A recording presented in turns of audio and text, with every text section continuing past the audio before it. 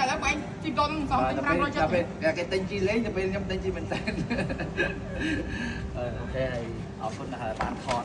អរគុណអានេះបើទៅខ្ញុំថាបើយើងគិតថាកំសត់វាកំសត់ហើយបើយើងគិតថាជីដើរលេងកំសាន្តគិតថាកំសាន្តជានៅចេះជាអត់ពេលណាជាងណាបើយើងជាល្អពេកតែជាងម៉ូតូណារលុយបានដល់ម៉ូតូនេះមកតែឃើញអត់ទេតែកំប៉ុនគេគូទៅសេដ្ឋកិច្ចជាតិទៀតទៅហ្នឹងឆ្ងាញ់ផងឈ្ងុយសាំងនេះឈ្ងុយសាំងនេះហ្នឹងទិញប្រេងទៅអីទៀតអាប្រេង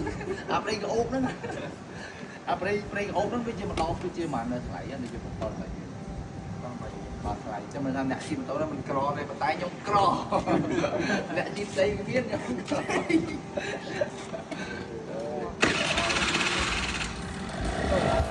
នេះបានគេហៅថា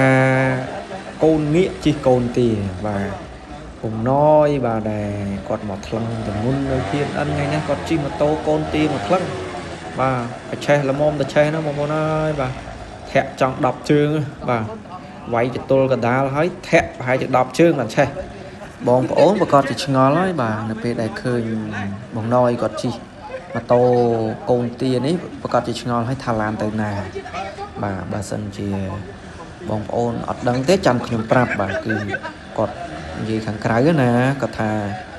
ឡានគាត់មានដែរតែគាត់លក់បាត់ហើយដើម្បីប្រមូលផ្សាយផ្សំថវិកាទៅទិញផ្ទះស្នាក់នៅវិញអញ្ចឹងបានជាគាត់ទិញម៉ូតូនេះជិះដើម្បីដោះស្រាយស្ថានភាពធ្វើដំណើរទៅប្រកួតទៅថ្លឹងគីឡូអញ្ចឹងទៅ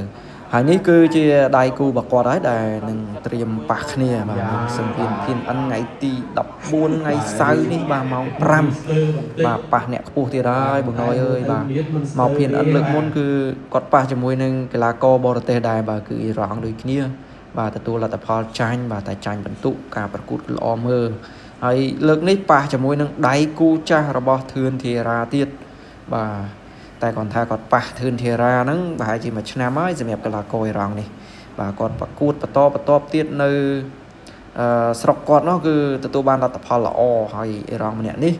ស៊ូដែរតាន់ដែរអញ្ចឹងជឿជាក់លើវងណយប្រមាណភាគរយបងប្អូនបាទ